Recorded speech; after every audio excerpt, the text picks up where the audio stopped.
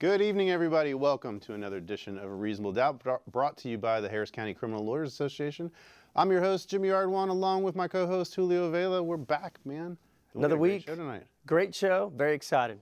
I'm very excited, too. Very excited. Because we have tonight, ladies and gentlemen, the sitting judge for Harris County Criminal Court at Law number 8. He's running for re-election this year, Judge J. Karahan. Judge, how are you? Fine, Jimmy. How are you, JV? JV? Great. I'm glad you could join us tonight. Good to be with you. You, I think, are now the third actual sitting judge we've had on this show. So we're moving up the ranks here. I'm pumped. I'm pumped. We're getting the actual sitting judges to come on this show. So we're going to be with Judge J. Karahan for the next hour, ladies and gentlemen. We'll be talking about a variety of issues, about his reelection, about some of the issues that the candidates are talking about in this reelection, the issues facing the Harris County criminal justice system that we're all talking about. And it's not just an election issue, it's a countywide issue that we're dealing with. So we're going to be here for the next hour, like I said. 713-807-1794 is the number to call in. We'll open up those phone lines about 8:30 or so. We might open them up a little early. We also have Twitter up at HCCLA_TV, so you can send us your questions and comments right here.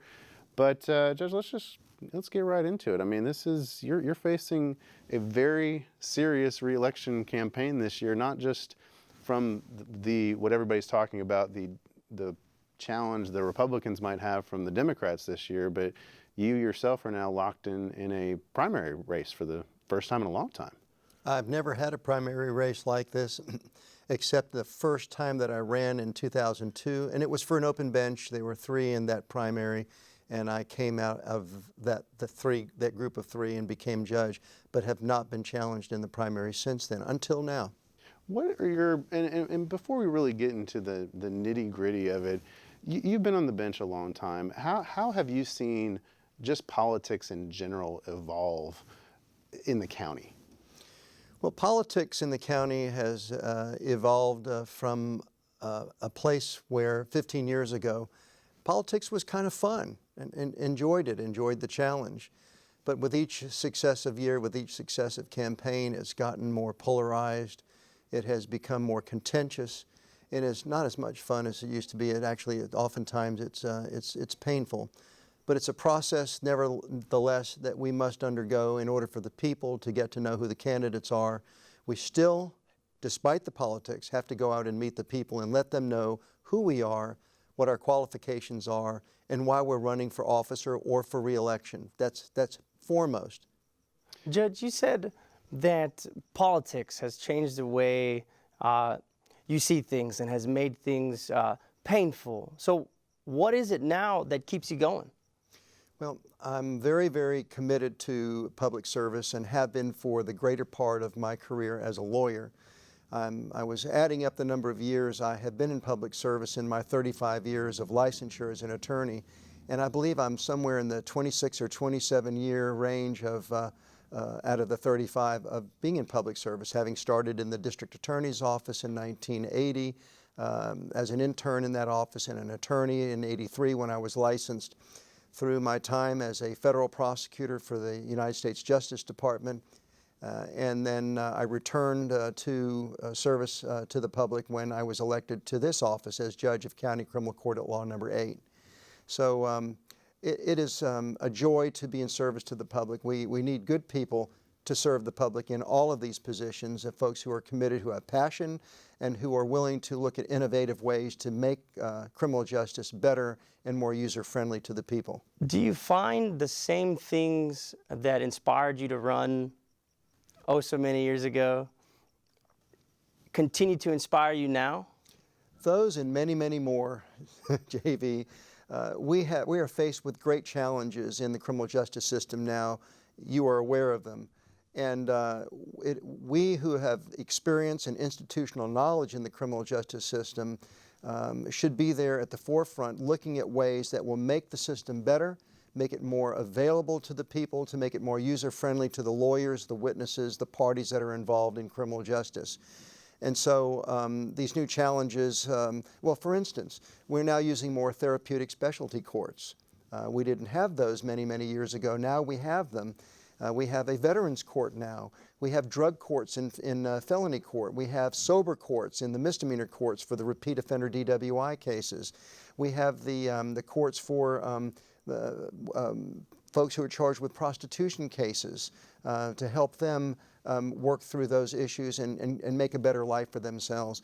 These are important projects, and so these are a relative newcomers to our criminal justice system. So because of that, more is expected of a judge. And so it helps to have the experience and the institutional knowledge and the will to make those things come about. What do you say to those who, in response to what you just said, would say, we hear you about your institutional knowledge, but to some degree that can be a bad thing too, because there has been the argument by a lot that the people who have been in power, who have held the benches, who have held the district attorney's office for a while, that they really don't want to change and that they're not open to change. What's your response to those people? Well, you can't say that about me. I have been open to change from the first day I took this office in January of 2003. I began looking at new ways of helping folks get through this criminal justice experience in misdemeanor court so that they learn from the experience, move on, and make better choices in life so they don't come back. And I began working with young people, the 17, 18, and 19-year-olds back when I first took office, to have them come back and visit with me in court while they were on probation so I could check in with them and make sure that they were in compliance and that they were working well with the probation department. And I found that when they would come back every 60 days or so to visit with me, that sometimes the problems that arose in their probation were not their fault, but they were somebody's fault in the probation department, some misunderstanding or some misapplication of a policy. And so I was able to nip that in the bud early on so that I wouldn't be finding out about these things 7, 8, 9 months into the probation when a motion to revoke was presented to me for signature. So we had an opportunity to work with them early on and do that. Now we use those same tools in the sober court, in the drug court programs, when we meet with the probationers twice a month. In my sober court, I have one of 5 sober courts that we've established in Harris County. I meet with those probationers twice a month and check in with them, and I know what's going on in their lives more. I know what problems they're having with their compliance, and I'm able to tweak the program in real time rather than find out after the fact that they weren't complying and they were being subject to having their probation revoked. I mean, that's not the right way to do this. We need to be checking in with them on these cases. If we're really serious about wanting successful probationers, the judges have to get involved. That means extra work. That means more commitment to the process, and I certainly enjoy doing that. And another thing is, I mean, okay, I'm 62. You guys are techies, right? But my court is a pilot court for the e-filing program that we're going to have in Harris County to make your life as a lawyer easier, make the defendants' lives easier so that it will prevent people from making unnecessary trips down to the courthouse to have an order signed. You can do it online eventually. And so we are doing document administration, and that's coming very, very fast. It is reality now. I went ahead and filed a notice of appearance and filed my discovery request all today, so I'm walking into the first thing already set to go. I mean, I love it. I hear a lot of complaints about that the e-file system doesn't work right. I get my filings kicked back. I mean, it's adaptation for everybody. Everybody needs to learn how to do it. Agreed. And the judges are learning. We're going to meetings where we're getting training from the clerk's office. They come to my courtroom and showing me how the deeds program works, how to go on it and sign documents, how to pull documents up.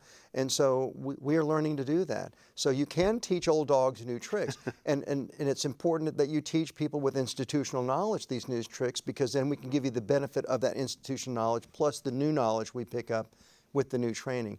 Another thing that we've learned since I've been a judge is we've gone to seminars early on in my judicial career presented by neuroscientists, and we're learning about what addiction really means. Addiction is a disease. It changes the brain chemistry. We judges are learning within the last 15 years that we have to work with the patient, if you will, so that they can move ahead and get past their addiction. And there's 2 steps forward, 3 steps forward, and maybe a step back from time to time. And we have to learn how to be patient with that rather than just sign a motion to revoke probation for one dirty urine. We need to bring them in and find out why the urine is dirty, what's causing them to want to use drugs again or alcohol again, and work on that from the therapy side of it. It's not a hug a judge program, which some people have called it. It's called good criminal justice, good accountable criminal justice using evidence-based practices, Jimmy. Yeah, and I mean, I know we've all seen it through the system. I mean, sometimes with people who have addictions, it takes more than one trip down there. I mean, it might take them their second or third charge that they get filed against them before they get that wake-up call. Unfortunately, sometimes it may be the serious like charge. a bad wake-up call. Yeah, right. For them. And so, what do you feel, on top of what's already been done, what do you feel can be done in addition to add to these kind of things? To help people? I mean, how can you expand upon those? What would you like to see done? What, if you're reelected, what would you suggest or implement in your court? Well, I would like to convince more of my colleagues to take on a sober court. You know, we could use 2 or 3 more sober courts in Harris County because we do have this reputation, undeservedly or deservedly, whichever way you look at it, of being the deadliest county in the country for alcohol-related traffic fatalities. And DWI is right there at near the top of the list for the filed cases that we have in Harris County.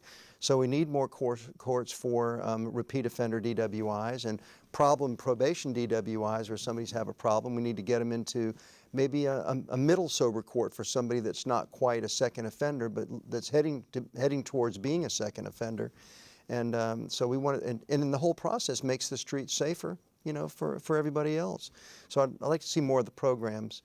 What are some advantages of the sober court program? Okay, so you're going to treat, I suppose, some of the more symptoms or some of the circumstances that causes an individual to use alcohol, amongst others. And what are those other things? I mean, I think I understand that occupational license filing fees might be helped with. Is there, what about the end result? I mean, are there helps with fees and helps with what steps are also taken to help that individual get back on their feet record-wise?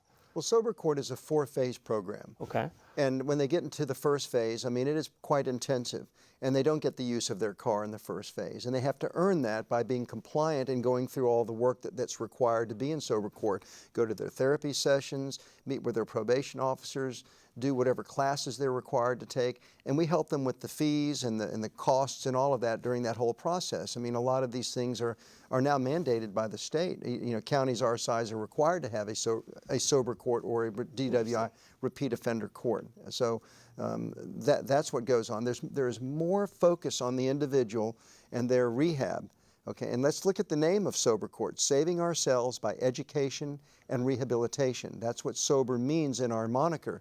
And these folks go through this program, and there's a whole team of folks. It's not just the judge, it's the probation office, it's the therapy session individual.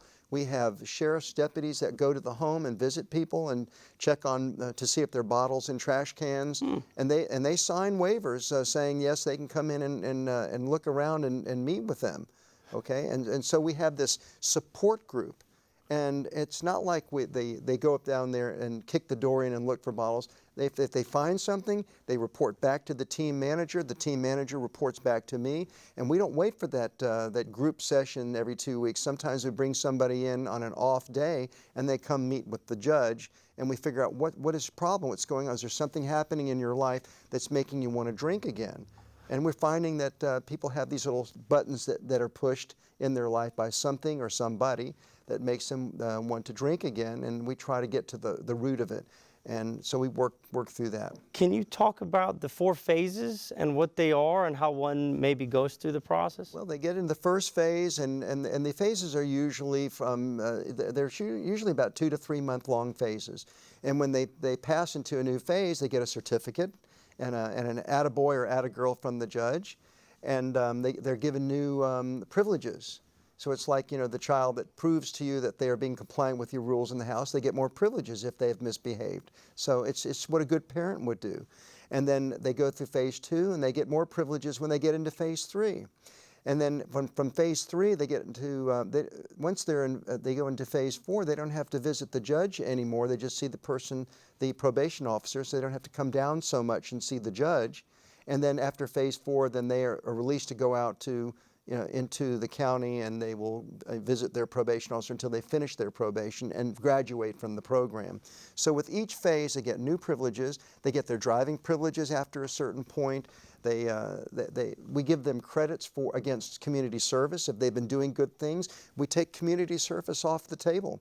When they first get sober court probation, they're given many hours of community service attached to the probation, and when they do good things, we give them vouchers for community service, so they don't have to do 10, 15, 16 hours of community service if they've completed their rehabilitation programs and the other requirements of the program. So they're rewarded. Is the program, you mentioned a team, is there a medical professional in the team, and is the program backed behind science or curriculum? That's talk to about that. The American Bar Association has 10 rules that the sober courts have to comply in order to be considered a valid and reliable and good sober court under their standards. And we meet those standards in Harris County. Don't ask me to name them here because I need my cheat sheet to do that. Right. But our sober court program is nationally recognized by the National Association of Drug Court Professionals, and we have judges that travel around the country teaching other judges how to do this. And so it is evidence-based. There's no medical person involved unless somebody needs to get a certain kind of prescription to keep them from drinking alcohol. That's in a rare case. So there are mental health persons. We have law enforcement persons. There's a criminal defense lawyer is assigned to a sober court so that an individual who needs to talk to the judge about something, if there's a problem, can talk to the defense attorney in confidence without mentioning it to the judge. And there's also a prosecutor there at all of our meetings. So it's a full court press, if you will. May you share any anecdotes of success stories? I mean, do you see this, and people make it through? There are so many anecdotes of successes, and I have to tell you, my sober court docket is the most joyful time of my workday, especially after the move from the storm and doubling up in these courtrooms. I know that's coming next in our conversation. But when I meet with my folks and I see the wonderful strides they're making in their lives, and they're living better lives, and they're getting along with their family, and they're getting along with their boss, and they're being promoted at work, they're finding jobs, they're starting businesses. It's just a joy to watch the results of this. And I think that the last stats that I have, and I'll be corrected by our statistician on this, but I think our sober courts are producing 75, almost 80% success rate in the finishing of the probations. Now that's really, really good. That's really good. Compared to the general success rate of successful probation completions. So we're very proud of this. We have 5 courts. One is for all women. That's Judge Bull's court. One is for all men. That is my court. We have one for all young people. That's Judge Goodhart's court. We have one for people that have to come and meet the judge after work because of work issues. That's Judge Smith. And then Judge Fleming handles the all Spanish-speaking court. So we have something for everybody in our sober courts. Because Judge Fleming speaks Spanish. Yeah, I don't know if you've ever seen her speak. It's wonderful. Mm-hmm. It's just, You are one of the probably the few judges here who's seen all 3 facets of the game, so to speak. You'd probably be the equivalent of a 5-tool player in baseball. I'm sure Brian Weiss would appreciate the baseball reference. But you were a state court prosecutor, you were a federal prosecutor, you were a defense lawyer, and now you've been a judge for the last 15 years. Yes. So you have a perspective of all these different things. I mean, you're able to know what a state court prosecutor goes through. You've also seen the high stakes litigation, criminal litigation that goes on in federal courts, and what's really at stake there versus what's at stake in the state courts. You were a defense lawyer, so you know what it's like to represent somebody before the courts, and now you're a judge. How do you think that all of that has helped you become the judge you are today? What I think those experiences have done for me is given me a 360-degree lens to look out into what we do in criminal justice. I am not just looking in this narrow place in front of me, but I can see all around me the effects of criminal justice not only on the defendant and the witnesses, but also on the lawyers that practice in the court and the prosecutors that have to come to court and present their cases and investigate their cases, on the law enforcement side of things, and also on the mental health side of things. And I think my experiences give me the ability to hear you as a lawyer, to understand you, understand the fact that you have to get back to your office as soon as possible in the afternoon in order to meet new clients, in order to get your cases ready for trial the next day, so that it motivates me to want to be an efficient judge that doesn't waste your time, that will listen to you and give you a good decision, a decisive decision, if you will, so that you can take it and work with it no matter what the decision is. And another hat that I have worn is I was a mediator for 7 years. And I mediated over, let's say, 80 or 90 civil cases. And what mediation taught me how to do was to get people together who are conflicted with each other and find out what it is that they really need and try to find a place where they can meet in the middle or someplace on common ground and get the case resolved. And I really try to do that. I spend more time doing that after discovery is complete. I try not to interfere in the discovery process, but to talk to the lawyers when they get to a point where they've evaluated the evidence in the case and they're headed for a trial and they're not thinking about settlement or a plea. And I have ways of talking with them that do not violate the ethics rules and allow the lawyers an opportunity to think about their case maybe a little differently and and come up with a different decision on and how to resolve it other than a trial. But sometimes we have to have trials, and we like doing that too. Yeah, as you well know. And I'm glad you brought up the mediation point, because I made the point last week on the show, going back to our initial conversation about how politics has evolved. I made the point last week that I feel like both at a local level and a national level, that both sides have really run to the extremes. Yeah. And that we don't have those people in either party that are able to bring us together to work out a compromise. You know, I feel like that's part of what politics is, that you elect your person that you like, but at some point when they get to where they are, the office that they're in, they then need to kind of come to the middle and find a compromise for all these issues. Because, you know, you've got, even though you may have been one party, once you get elected, you're there for everybody. So just because you're a Republican judge, well, you still have Democrats who are going to appear before you as lawyers. You still have Democrats who are going to come before you as defendants. I mean, at some point, you know, don't we just need to find, with all these policies that we're all arguing over, bail, what to do about pretrial diversions, all these things, isn't at some point we just all kind of need to get in a room and figure this out and find a compromise, a mediation, so to speak? Is that a rhetorical question or a specific question to me? Well, it's to you. I mean, you've been on the front lines of all this stuff for 15 years now, and you've seen it evolve. I mean, I've seen it just kind of degrade, really, over the entire time I've been practicing law. I'll tell you what I think about that, Jimmy. I think that when people go to extremes, they're going to a real comfort zone for themselves. Yeah. And in order to resolve disputes and resolve differences, we have to engage with our opposition.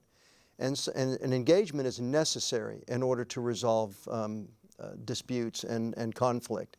And sometimes engagement is painful. But we have to have the courage and the will to work through that pain and that difficult place of engagement and disagreement. And I think if we do that more, we will find that we can come to better decisions and come to a governance, a place of governance, which is where we need to be as a society. And so I'm willing to engage. I've always been willing to engage with my opponent. I've never shied away from talking to an opponent about a case, no matter what side I was on, whether I was a prosecutor or a defender. And to do so makes it possible for you to resolve your situation without having to go through the battle of a trial. And yes, sometimes trials are necessary because they're disputes of fact. And when they're disputes of fact, sometimes if we can't agree on those, we just agree to disagree and let a jury of 6 people in a misdemeanor case or a jury of 12 people in a felony case hear those facts and give us their decision, and we must live with those decisions, okay? So it's about engagement, and people need to be more willing to be involved in engagement, and I think we'd all be better off. Lawyers engage every day at that courthouse. Opposing counsel, defense attorney, prosecutor, opposing counsel. As a judge, what is your approach to judging this engagement? And when in fact 6 people render a verdict, and let's say it's guilty, how do you as a judge approach the decision that you're about to make in sentencing, in determining conditions of probation, in determining what's going to happen to an individual in your court that will be just? I mean, I can't imagine the thought process in that. Can you shed some insight into that? Certainly, JV. Once someone has been found guilty and has been convicted of a crime and has elected the judge to assess the penalty or punishment in the case, I believe it is the judge's profound responsibility to learn as much as possible about this individual and about the facts of the case. And typically the trial will give the judge the knowledge of the facts of the case in its entirety. Sometimes we need to hear more. And so I look to the lawyers to bring me more information about the individual or facts of the case that I couldn't hear in the trial, okay? And so I think that's the responsibility of the judge to learn that and to know the law well enough and to know the law of punishment well enough to have, you know, the options generated to be able to paint the right picture for this person and what's to happen with them in their penalty phase, if you will. And so I want to know mitigation information. I want to know aggravating information, and I'm open to hearing all of it. When I hear from the prosecutor about their evidence and they're finished, I always look to the defense and say, do you have anything, counsel, to offer me that I need to know before I assess the penalty in this case? And the good lawyers bring me information. They tell me about the individual, their upbringing, any kind of mental health deficits, any kind of health deficits or issues that may have affected this individual. We have to take all that into consideration and come up with a good decision that society will accept and that this individual will need in order to move forward, whether it's jail time or probation. And at that point, it is jail time or probation once they're convicted. The diversion programs, that's all done pre-conviction, as you know. And so I expect the lawyers to be exchanging that kind of information before they get into a diversion. I mean, that's what diversion is y'all have talked with each other in the state and come up with a good idea. So that's how I do it. Do you find yourself putting on, what hat are you putting on? I mean, you put on the mediator hat, you're drawing from experiences. At what point? That's a tough, I'm trying to go through the thought process of a judge, and that's why, I don't know, that's a tough job. And you've been doing it for so long. How have you been able to maintain your even keel on the bench like that? I wear the mediator hat at the pretrial motion setting and at the pretrial conference setting. Once the case begins the trial, once the trial has begun, the mediator hat comes off unless the parties ask me to put it on. And as a trial judge, it is my singular duty to apply the rules of evidence and the rules of procedure so that the trial is hopefully a fine example of due process of law that not only the parties can appreciate, but that the appellate courts can appreciate should they be grading my papers after the fact. And so I need to make good decisions as a judge on the law and the evidence and the procedure used in the case. And so I become a technician. I become a trial technician, a referee, if you will. referee who will not hesitate to throw a flag if needed, and will not hesitate to withhold throwing a flag if it's unnecessary to throw a flag at the time. And so I expect good lawyers to bring matters to my attention during a trial that needs to be resolved by a ruling, if you will. I will not coach either side on what to do with their presentation of the case. That's not my business. My business is ruling about what's in front of me in that trial in that moment. You know, I know I've tried cases in front of you. In fact, it must have been 8 years ago, one of my very first trials was in front of you. And I recently found out that you, in fact, might have some records of how we did and like ideas on how to improve. And your court has always been open to a lot of lawyers. It's always been a trial court. So it's always been, if you want to trial, we're going to try the case. And it's not going to, and it's going to be quick. So once it's time to eval and it's evaluation time, it's going to be trial, you're going to take a deal.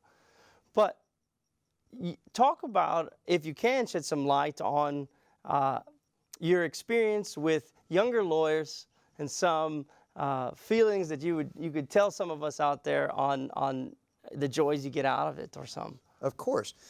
Misdemeanor court is naturally a place where young lawyers make their start in the practice of law and the trial of criminal cases. Of course, that's where the DA's office starts their young lawyers when they begin their career, and that's no different for the defense attorneys. And so what I started doing in 2003 is keeping a running log of what I call trial do's and don'ts.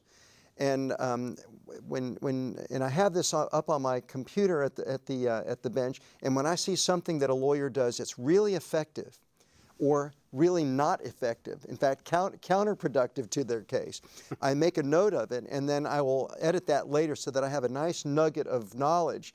And I have about 20 pages of this stuff now, and I've actually broken it down into topics. So I have topics called examination or argument or discovery or cross-examination or opening statements, things like that. And when a lawyer comes back to me, and the good lawyers do this, after trial they come back to chambers and say, "Judge, how did I do?"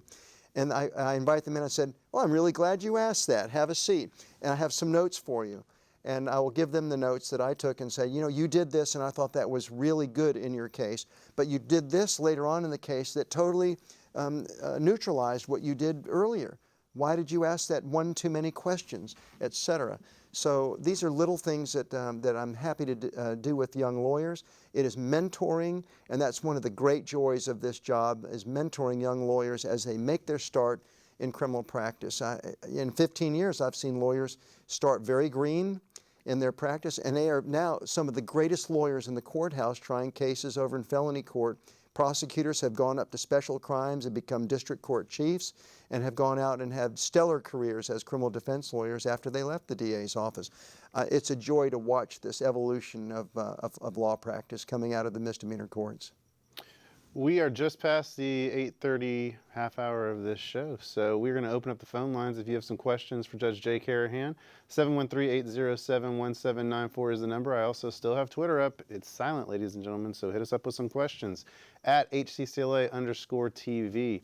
All right, I guess we got to get into this. And Julio's going to make me be the one to ask it. This has been the campaign. It has been contentious. You have drawn an opponent in the primary. There's been websites put up. There's been some mudslinging on social media, and it's gotten to a point where some have said and made accusations of everything from ethical violations to just downright nastiness. What do you want to say to those who have criticized you and the way you've handled your campaign so far? Well, what I want to say is this. I never imagined that I would be in such a campaign in all the years I've been a judge and running politically for re-election. This was the furthest thing from my mind this year. And when I drew this particular opponent, and when this opponent right out of the gate went negative against me in 2017, I was astonished and very dismayed. But I found myself having to make the very difficult decision of whether or not I was going to let him use me as a doormat to get into the courthouse, or was I going to respond with the facts and the truth that I learned during my opposition research about my opponent. And so I chose to launch a website that people could refer to and to learn about him, learn about the facts about him. And this website has documents that I have found that are in public record. This website has public information that comes from the district attorney's office, from evaluations and the records that he had while he was working in the district attorney's office. And everything in that website is based upon documents and facts that we have uncovered in public records, in court records, transcripts, affidavits given to me by a number of lawyers who have dealt with my opponent while he was a prosecutor in that office. And I put that out there for people to see. And so what the website allows me to do is, while I'm campaigning, to talk about my bona fides and about my qualifications and not dwell on his lack of qualifications and concerns about whether or not he can sit as a judge and be respected as I have been for the 15 years. And so I'll let people look at the website and decide for themselves whether or not he is qualified and fit to serve as a judge. I'm not going to get into that now. But I believe that I have the qualifications, the maturity, the experience, and the integrity to continue serving in this position for another term. And I think if folks really take a look at the facts of this, of our campaign, they will see that I am the most qualified person for this, the most fit person, and that they will choose wisely by voting for me in the Republican primary. And again, hopefully in the general election in November. I want to ask this question of you, and I'll give you as much leeway as you want to answer it, but because one of the things, and I've noticed this, we've had a couple of the candidates on, and both on the Democrat and the Republican side, and what I've noticed, and I've noticed this for years in practicing in your court, and what I've noticed tonight is a lot of the things we talk about is judicial temperament, and you know, you've been very even keel. As we've thrown some questions at you, and you've been very even keel when even this subject has come up.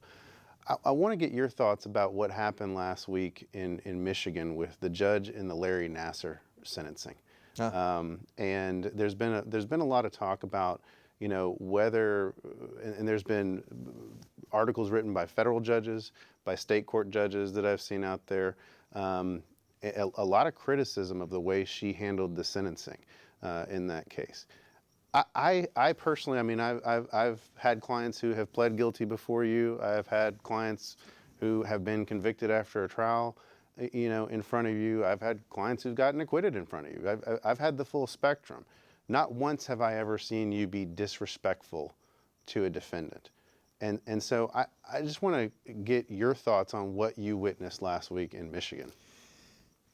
What I heard that judge say in Michigan in the Nassar sentencing should never come out of a judge's mouth, in my opinion.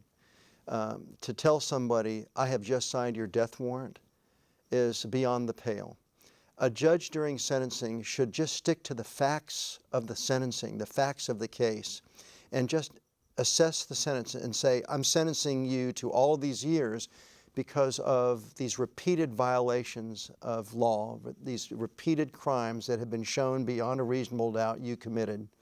And in the interest of justice, I am sentencing you to this to send a message to you, to send a message to the public for general deterrence, that this is absolutely improper behavior. It is behavior that no society should ever put up with. And I hope you think about this while you're serving your sentence. Something like that is good to say. But to go that far to say I've signed your death warrant when it was not a death penalty case, yeah. I'm very sorry, but that's stepping outside the line in my view. How do you control yourself as a judge? Now, this goes back into your experience. How do you control yourself as a judge, because you are a human being, from going to those and to stepping out of bounds? because we've all lost our temper, right? And we always say when we walk into the courtroom, the thing is holy, it's sanctimony, it's sacred. But at the same time, I've known that I have been on the edge to go outside those bounds. But as an attorney within the court, we respect those bounds. But how, as a judge, have you been able to, and what are some things that help you keep yourself level? Because as a judge, you see these things, and you're involved in cases that affect a lot of people. The first thing and the first thought in my mind that keeps me from crossing the line is to remind myself that I am not invisible, that I'm being watched. What we're doing in the courtroom is being watched by the people. It's being watched by the world. And criminal justice is only as good as the respect and the belief that people in the community have in the criminal justice system. So when a judge makes the system disrespectful by their actions and by their behavior, it diminishes criminal justice. Every judge must remember that. We are being watched. Number two, yes, we are human beings. And yes, there will be events that come up from time to time in the context of a trial or even a hearing or even a plea hearing that will get the blood pressure up a little bit. That's what a judge's chambers is for. That's what a recess is for.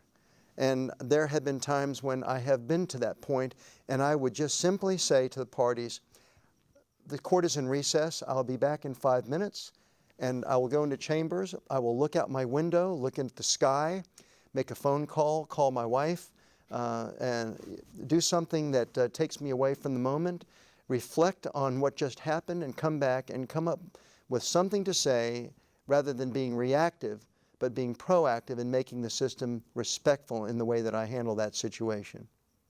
We got a phone call coming in. Let's head over to the phone lines. Hello, thanks for calling Reasonable Doubt. Hi, Judge Karahan. Thank you for being on the show tonight. Thank you very much. So, Judge, I think that being a judge is a pretty noble job. Do you ever invite young children or the youth of our community to come into the courtroom? Yes, I do. Since I've been a judge, we have hosted thousands of students, typically of 7th or 8th grade or higher, to come observe our courtroom and observe docket call and even trials. And the clerk's office has partnered with the courts to bring many of these students. I commend District Clerk Chris Daniel for setting up a program to bring the students into the courtroom. So we have students, we have scouts come. In the summertime, when the scouts are home for the summer, they are at the Museum of Natural Sciences, and they come over to work on merit badges and things like that by coming into court. And so we talk about the Constitution and the organs of the judicial system so that they understand what happens in a criminal court. And all in the process of explaining criminal justice, we also talk about making good choices in life and how consistent good choices lead to success and how consistent bad choices lead to failure. And so I like to think that we have touched many of these young people's lives. I get letters and photographs that they took while they've been with us, sent back to court. They were hanging on the walls the last time I left the Criminal Justice Center. And it is gratifying to know that the young people are interested in our courts and are not afraid of our courts. Many of them have made decisions over the years to go to college, become lawyers, police officers, probation officers, and judges. So I hope to see some of them as colleagues someday. I'll be honest, I want my kid to have a little fear of the courts. Yeah. I honestly do. Well, they used to be. They used to say, I really want my son to have that fear in him like I had. Well, you want to see the holdover? Exactly. You can see the holdover, and the kids would be like, "No, I'm never coming back," which is great. So, well, let's talk about that. Let's talk about our situation here in Harris County, post Harvey, with trials, with building space. So, the Chronicle reported that it might be till 2020 that we might have some sense of normalcy, so to say. What's your take on it? And is 2020 realistic? I can't give you the answer. We have a small group of judges who are presiding. Our presiding judge, Judge Fleming, and some of the former presiding judges are working with county officials to expedite the the restructuring of the Criminal Justice Center. We have been asked for suggestions. Each of us judges have been asked for suggestions on how to improve, how to make it more user-friendly. As soon as I got that suggestion sheet, I filled it out that same afternoon and sent it in because I have lots of suggestions. But where we're at now, we have moved into the Family Law Center. I want to thank my Family Law Center judges and associate judges for the courtesies and that they and their staffs have extended to us to let us use their courtrooms. Each of us share a courtroom with one other judge, which means that we are working in shifts. And that makes it very difficult on the bar to come in and handle their cases. It also means that we can only have a 1 week a month to try cases. My trial week for the month of February is next week. And I have something like 10 or 12 trials set on Monday. Now, I don't think they're all going to go, but we will hopefully try 2 or 3 of them next week. And I won't have another go at trials until March. This is not good. I mean, I'm used to being in trial once or twice a week in the courtroom that we left in the Criminal Justice Center. So, you know, I'm a bit frustrated by that. But we are managing, JV. We're doing the best we can. But it's getting tiring and it's getting a little fatiguing to have to do it this way. I'd like to have regular work hours again, and you know, it's frustrating. But we are hopeful that the county commissioners and our judicial leaders are going to get us into a criminal justice center that will serve everybody again and not have the lines wrapped around the building during the inclement weather and so forth. There's no cause for that. That should never happen. I know our producers had a jail case go to trial. I have some coming down the pipeline. How are we getting people in custody to a jury trial? Is that happening, or are the bails? We used to be jail cases got preference. They still do. They still do. Yes, sir. Okay, and are they there? And we have the trial in the designated courtrooms. Yes, sir. Wow. Well, they're not in the courtroom that I'm sharing with Judge Derbyshire right now. We go to the 7th floor, and there is a designated courtroom for trials on the 7th floor. Court 8 will have a jail trial first up on Monday. I don't know if it's going to go or not, but they will have priority over the other cases, and that's by local rule, JV. And so once we're finished that one, then we'll get the oldest case next that's up to bat, so to speak. And I'm trying on seniority of cases now, and I think that's only fair to the lawyers who have been preparing and waiting all these months to get their case to trial to do it that way. To set a jail case, I have a jail case that's coming up, but to set a jail case, and let's say we're in jail, and the judge out of that court's not presiding. It's my understanding that we should go to the judge that case is out of to put it on that court's docket. Is that right for the jail time? Correct. If that jail case is pending inside that court, then you work with that judge and that judge's coordinator to get that docketed for trial at the earliest opportunity. Speaking of e-files, going back to that e-filing, what about motions that happen spontaneous, that maybe the court reporter is not there, or maybe we can make it orally? Do we have the ability to e-file a motion in court, scan it, send it to you, and you sign at the bench? Yes. Wow. See, we're trying to figure that out. That's coming. That is coming. I've seen 2 computers in a lot of the county criminal courts of law, and they're supposed to work as the kiosk. Is all of that's going to be tied to your bench, and we can type out a motion, it's sent to you and signed? That's going to happen through all? Is that the plan? That's the plan. That's the plan. We're going to see I am currently signing a good 70% of my orders online now on the computer. And it will come to pass, JV, that I will have the ability to sign orders away from the courthouse if I'm traveling on vacation or traveling on conference work. I will have the ability in time to be able to sign that with a keystroke. Have you heard any rumors or ideas on how to address the following situation? Let's say it's a magistrate's order for emergency protection and the address is wrong, or the complaining witness is wrong, the name. And usually now we just scratch it out and write it over and initial. But when it all goes e-file, have we figured out how to do that, or have you thought about? Do you know any rumors on that? Well, rumors? We don't hear rumors at the courthouse, do we? No. No, we've No, never heard seriously. such things. The motions have to be handled by the lawyers themselves. So and I always tell lawyers, if you give me a properly drawn order on your motion, I will look at it and sign it if it's a properly drawn order. But if there's a mistake in the motion, I won't know the mistake. You will, as the lawyer. Right. So that means you're going to have to communicate with your opponent, with the prosecution, to make sure that it's correct. And if it's incorrect, you should get it resolved at that point before you send me the order. Well, just a little nugget. So most PDF programs have an editing function if you get the full suite. And like I was in civil court, we had a discovery issue, and the order that was, the proposed order that was filed didn't have anything in it, and we needed to make changes. So Judge Matthews actually was able to edit the order right there simultaneously and signed it right there and did it. So there is a way to do it. I've seen judge say this order's not right. I'm not signing this. I've seen that. If it's incorrect, I hand the order back to the lawyers and say the order is incorrect. Give me a correct order, and we'll go from there. Because I think that it's the lawyer's responsibility to make a proper order. Civil cases are different. You know, I think civil cases involve different issues, but when it involves constitutional issues, the parties really need to put their heads together. And when I say parties, I mean the defense counsel and the prosecutor to make sure the order is correct, because it affects not just the individual, but it affects, you know, the rights of people constitutionally often. We got another phone call coming in. Let's jump over the lines. Hello, thanks for calling Reasonable Doubt. Hi, thank you for taking my call, and thank you, Judge Karahan, for answering questions tonight.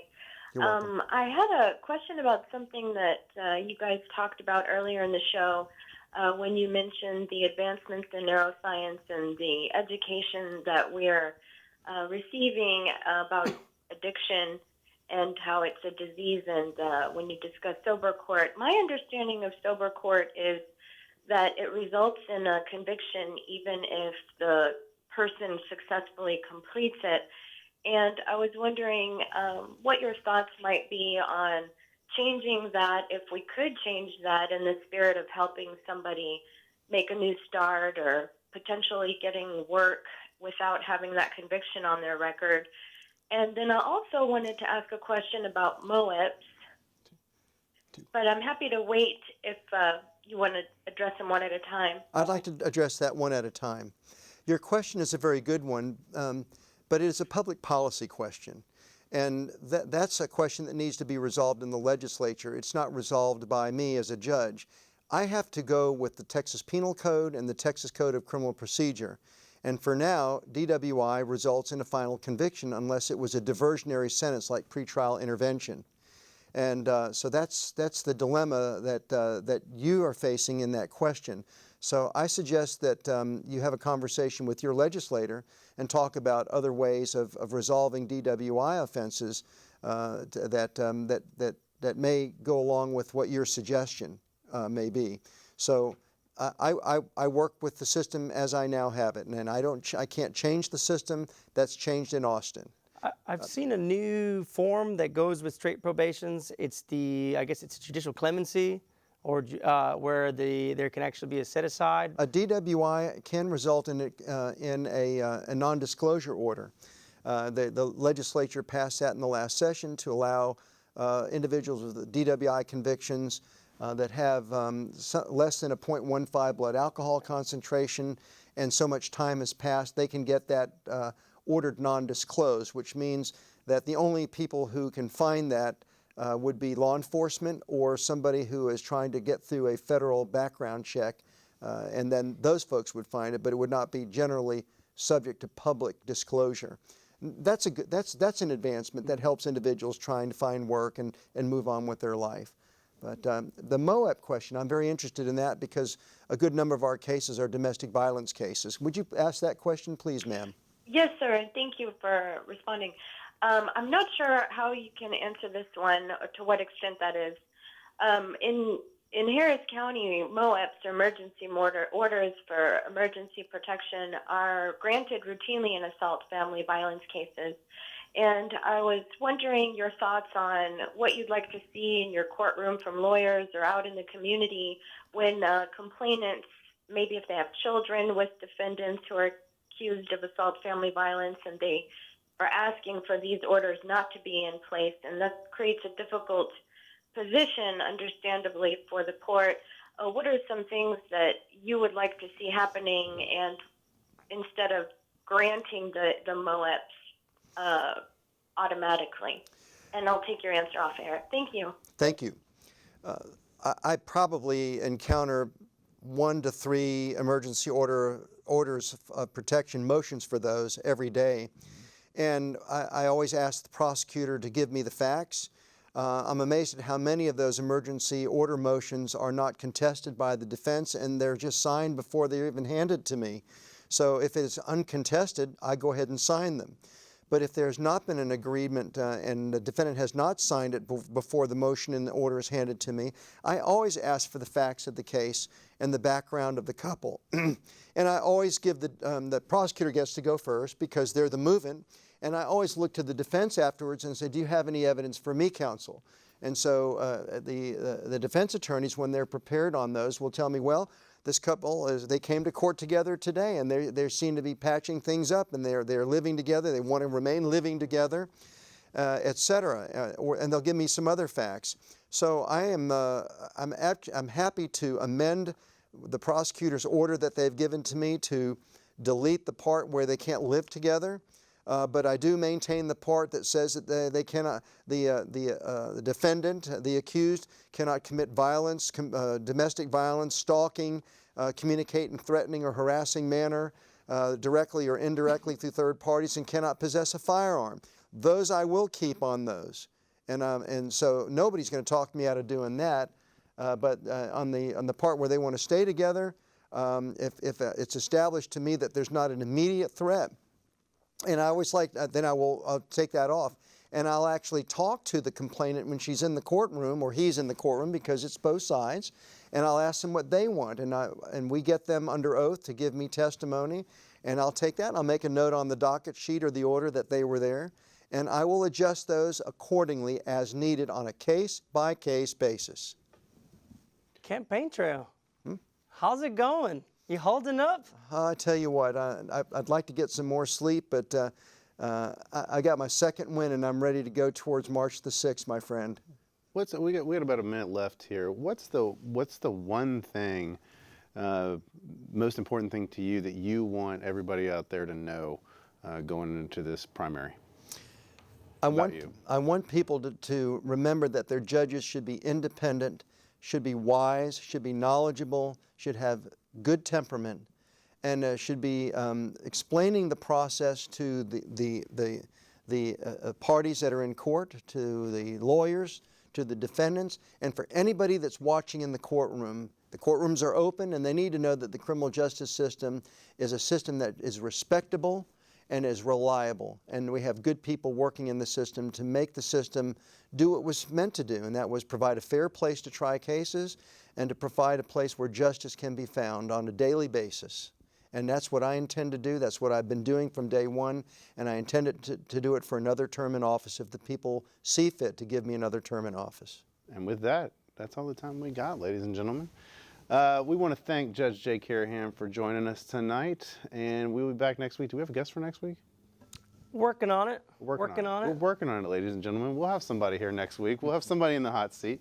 But that's all the time we have for tonight. They're bugging me in my ear, ladies and gentlemen. So we got to get out of here. For Julio Vela and Judge Jay Karahan, good night, ladies and gentlemen. We'll see you next week.